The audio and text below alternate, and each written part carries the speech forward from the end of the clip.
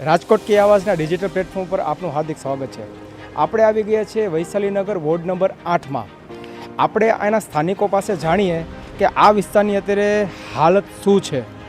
દાદા, આ વિસ્તારમાં અત્યારે શું મોટો પ્રશ્ન છે કે જે આપને સતાવી રહ્યો છે?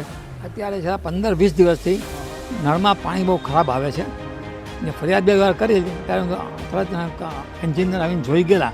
હા, માણસ પણ જો કામ કરી કે ભાઈ પાણી ગંદુ જ આવે છે, પાણી સારું આવતું નથી અને બહુ વાસ મારે છે।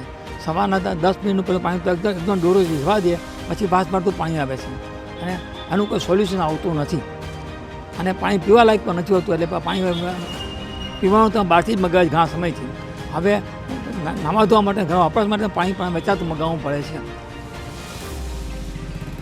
જે રીતના આપે લોકોએ સાંભળ્યું, વોર્ડ નંબર 8ના વૈશાલીનગરના સ્થાનિકે જણાવ્યું કે પાણી બહુ જ ગંદુ આવે છે, પાણીમાં વાસ આવે છે, પીવાલાયક જરા પાણી નથી। આ લોકોના વિસ્તાર રૂપિયા દઈને પાણી મંગાવે છે।